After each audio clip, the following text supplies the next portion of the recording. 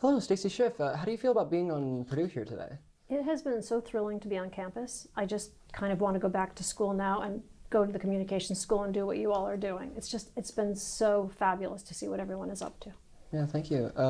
So I think, first of all, you're a biographer. How do you get the inspiration to write some of your books? Like, where do you find the people to write about? How do you research about it? Walk us through the process about that. You know, it's a somewhat illogical process. I think there's probably the person, and then there's the mode of research. You know, where is the material? Is the material accessible? Is the material in a language I speak? Is there material? Those kinds of questions. And then there's something bigger. Is there a larger question here that I can answer by writing about this person? You know, is this going to bring an issue to the fore that I think we are all interested in at the time, or that I think, you know, needs to be discussed in some way? You know, is a life of a particular woman going to be exemplary in some way that explodes the issue of, as was the case with Cleopatra, women in power? You know, so it's a life that somehow has all kinds of resonance, which aren't necessarily there in the documentation, but it can be read, you know, in a modern way, in a somewhat with a somewhat fertile mind. So I think it's a whole constellation of things that come together. Right. And so for people like Vera Nabokov, is that how it's pronounced? That's right. So for Vera, how do you find yourself writing about someone like that who's kind of a little bit in the background of a much larger figure, that being writer Vladimir Nabokov, writer of Lolita? Like, how do you find yourself writing about his wife specifically? That sounds like a really bad idea, right? I felt I was apologizing the whole time I was working on that book because it was so hard to explain what I was trying to do. All of Nabokov's books, except for one, are dedicated to Vera.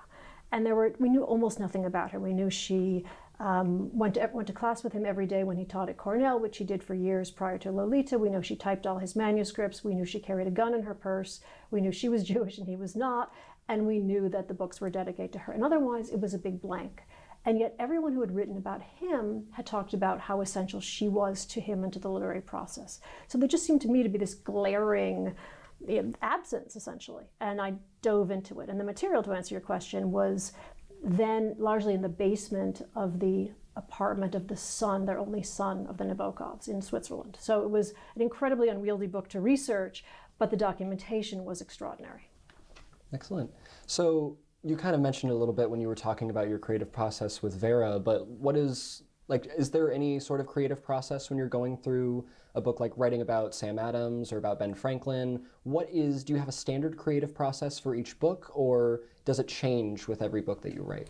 I think I'm pretty consistent book to book. I mean, I think I go in with as few preconceived notions as I can have.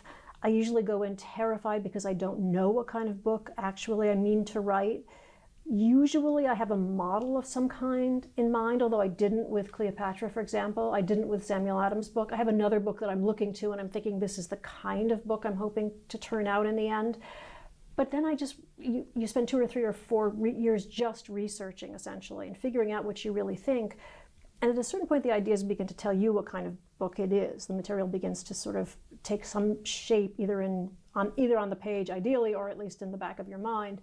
And you begin to see, you know, where the contours of the book are. But it's not a logical process. I wouldn't know how to map that out in any way, or to outline it, or how to even extract it, you know, from the clouds initially. It just marinates, so to speak, over the years as you're researching. All right. And again, you kind of talked about it, but could you elaborate more about how the research for Vera, what kind of process that was? You mentioned that they had a relative that had a bunch of documents. How did you end up learning that she went to all of his classes at Cornell? Was that just a thing that the students did? Did you interview the students? So the Cornell thing today sounds kind of quaint.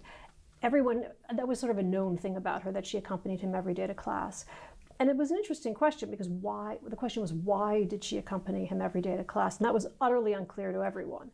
But this was pre-internet, pre-Google, so I had to find all of those generations of students who had been in class with him, which was harder than you might think it could have been, except that each one of them would lead to somebody whom I would call would say, oh, you should talk to my friend so-and-so, and that kind of opened up this Greek chorus, really, of people who had these unbelievably indelible memories of the two of them in class and the sort of Mr. and Mrs. act that they performed in the classroom. So a lot of that I don't remember how many, but many, many interviews with Cornellians, none of whom forgot the act because, of course, who else's wife went with him to class? It was such an unusual thing to have this emigre professor and this formidable wife who was in the classroom. And with that, the question was, what exactly was she doing there? And how did the students make sense of that little act they saw before them? And the way I dealt with that in the book was to actually give all of their kind of crackpot theories as to what Vera was doing in the classroom until I wound my way around to the real answer to what she was doing in the classroom.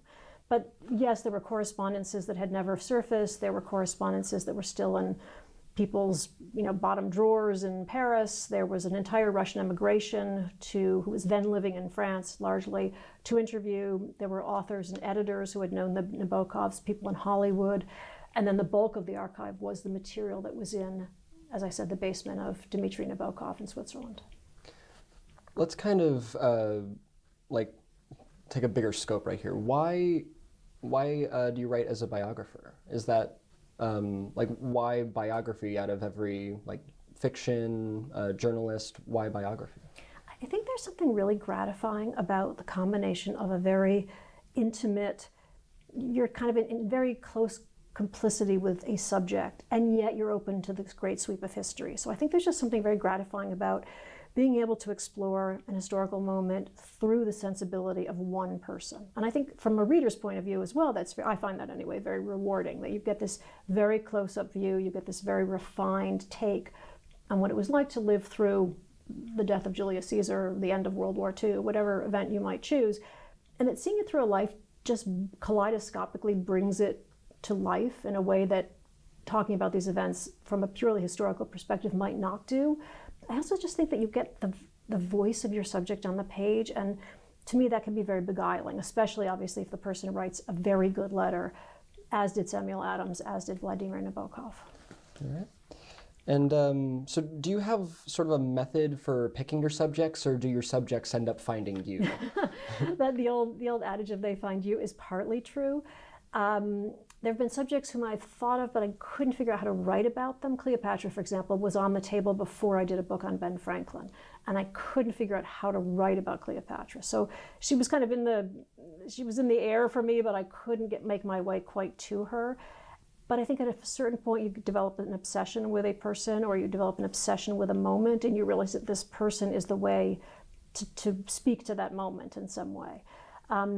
There are moments where you just think, I'm never going to be able to find another subject. And then there are moments where you think, I have 32 ideas for a new book.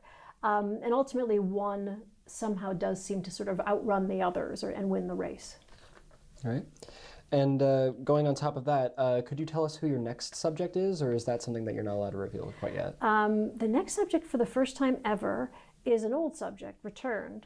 So I'm writing about Ben Franklin again, through the last 5 years of his life. So the last book I had done on Franklin ends in 1785 when he returns to America. And this book will begin, I think, because I don't really know how to write it yet, with his decision to return to America from France, and then follow him through the next 5 years, but weaving the rest of Franklin's life and sensibility into the project. I think in 5 years I'm going to have written something completely different from what I just described to you. And of course, but looking up a bit of your research process for Franklin, you said that there was about 2.5 times more material on just Franklin being in France during the Revolution than there is for the rest of his life. So there must not be as much material to write on towards that point in his life. So what's the research process like? How is it different from the first book that you did on Franklin? The good news is I can sort of avoid the French years because I know them quite well.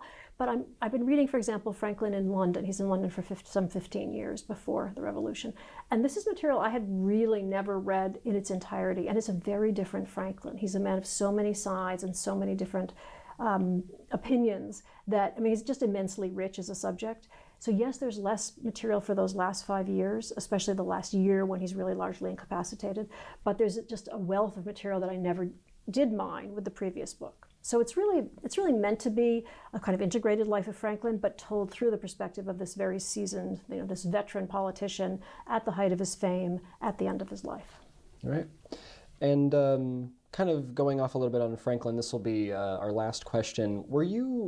So Franklin is an Apple TV Plus show that's going to be coming out, I think, in like on the 12th, right? So about 10 days from now. Right. Were you involved in the creative process in that at all, or did they just pick your source material specifically? Like, what was your involvement with the show? There was a lot of back and forth on the scripts early on. It was kind of an incredibly generous team in that they showed me, we were really working very closely together with the early scripts, and then at a certain point, they went off to France and they filmed the series. There are 8 episodes, 3 of which will drop that on the 12th. And yes, I was able to visit the set, and yes, I was involved, but at that point, my baby became their baby, so I am now kind of the step parent to this production, which does follow the history and the book very closely, but obviously takes certain liberties, if nothing else, with dialogue from the history itself. All right. Is there anything that you'd like to add before we wrap up this interview? I am so impressed with you guys and everything you're doing. Thank you for doing this. Well, thank you. Thanks.